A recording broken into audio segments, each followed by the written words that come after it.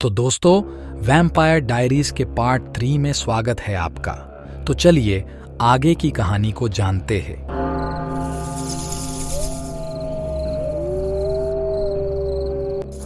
चंद्रमा पर ग्रहण लगने में कुछ ही घंटे शेष थे। रात में लालटेन हाथ में लिए वह अकेले ही पहाड़ चढ़ रहे थे। पहाड़ पर इतनी शांतता थी कि जरा सी आहट से रूह कांप उठती थी। खतरा किसी भी दिशा से आ सकता था। यशवंतराव राम रक्षा का पठन करते हुए बड़ी चपलता से पहाड़ चढ़ रहे थे। जब वो पहाड़ी चोटी के थोड़ा करीब पहुंचे तब वहां पे संपत उनकी राह देख रहा था, जो कभी उनके साथ पाठशाला में पढ़ता था। उसका सर धड़ से अलग करते वक्त पिताजी की आंखों में आंसू थे। फिर वो पहाड़ी की चोटी के थोड़ा और नजदीक पहुंचे। वो उन्हें चचेरे भाई आत्माराम को मारना पड़ा। अब सिर्फ संग्राम से मिलना शेष था। तकरीबन 11:15 बजे यशवंतराव पहाड़ी की चोटी पर पहुंचे। उस वक्त चंद्र ग्रहण में कुल 20 मिनट बाकी थे। तुम्हारे परदादा उस भूतिया गुफा में दाखिल हुए। वहां पर घुप अंधेरा था, इसलिए उन्होंने गुफा में लगी छोटी छोटी मशालें जलाई। तभी उन्हें जो भयंकर नजारा सामने दिखा, उसे देखकर उनकी आत्मा कांप उठी, क्योंकि गुफा में अब तक गायब हुए बच्चों की हड्डियों के कंकाल थे और कुछ आधी खई हुई लाशें भी थीं। अब जंग आर पर की थी। कुश्ती में संग्राम यशवंतराव से कभी जीता नहीं था, इसलिए समय निकलने के लिए ही संग्राम ने उसके साथियों की मदद बुला ली थी। उन सब से लड़ते हुए यशवंतराव बुरी तरह से घायल हो गए थे। तब तक ग्रहण शुरू हो चुका था और संग्राम ने शैतान को जगाने का अनुष्ठान लगभग पूरा कर लिया था। और अनुष्ठान के अंतिम चरणम में वह अपने खुद की बेटी की बलि देने ही वाला था। तभी यशवंत राव ने चांदी का वो खंजर उसके दिल के आर पार कर दिया। उसके दर्द और चीखने की आवाज से नरक की दीवारें गूंज उठी। लेकिन कहते हैं ना, जिन पर हम भरोसा करते हैं वही हमारे ज्यादा खतरनाक साबित हो सकते हैं। इसी तरह गांव के सरपंच ने अचानक पीछे से वार किया और यशवंतराव को उस प्राचीन संदूक में मिला हुआ दूसरा चांदी का खंजर घोंप दिया। यशवंतराव ने जमीन पर गिरते सरपंच से इस विश्वासघात का वक्त कारण पूछा। तब उसने शैतान की तरह हंसते हुए बताया कि ये अनुष्ठान पूरा करने के बाद वह उस नरक के शैतान से हमारे गांव के नीचे गड़ा हुआ गुप्त धन उपहार में मांगने वाला है। और अगले ही पल सरपंच ने कुंवारी कन्या के बलि का अनुष्ठान पूरा कर दिया और उस गुफा में जंगली चमगादड़ के झुंड जमा होने लगे। गुफा में कुछ देर के लिए भूकंप के झटके भी लगे थे। यशवंतराव घायल स्थिति में वहां से गिरते पड़ते बाहर निकले और उस गुफा का मुंह एक विशाल पत्थर धकेल कर बंद कर दिया। और वहीं उन्होंने आखिरी सांस ली, परंतु मरते हुए।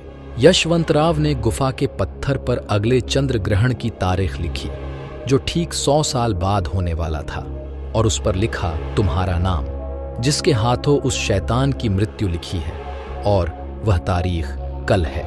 मैंने सवाल किया तो शैतान उस गुफा से बाहर भी तो सकता था। तब दादाजी बोले, मेरे पिताजी यशवंतराव जी को 4 वेद और 18 पुराणों का ज्ञान था। उन्हें शक्तिशाली मंत्र विद्या अवगत थी। उसके प्रयोग से उन्होंने उस शैतानी गुफा को मंत्र सिद्धियों से बंद कर दिया, जिस वजह से वह शैतान उस गुफा से बाहर नहीं आ सकता। उसे बाहर आने के लिए चंद्र ग्रहण की जरूरत है, तभी वह अपनी पूरी शक्तियों का इस्तेमाल कर सकेगा। पर वह नरक का पुजारी आज भी अपने काम उसके चेलों से करवाता है। उसी का नमूना तुमने अभी पिंजरे में देखा है। अब तुम ही हो हम सबकी आखिरी उम्मीद। चंद्र ग्रहण पूरा होने के बाद तुम्हें उस खूनी पिशाच को चांद की रोशनी के नीचे उस आखिरी चांदी के खंजर से मारना होगा। पर मौका सिर्फ एक और वार सीधा दिल पे करना होगा। अब तीनों खंजरों में से सिर्फ एक ही बचा है और ये सिर्फ एक बार ही काम आएगा, और तभी जब इस पे चांद की रोशनी पड़ेगी। अगली रात ही चंद्र ग्रहण था। दादाजी की हालत अब खराब हो रही थी, क्योंकि उन्हें एक पिशाच ने काट लिया था। अब शायद वो भी पिशाच बनने वाले थे।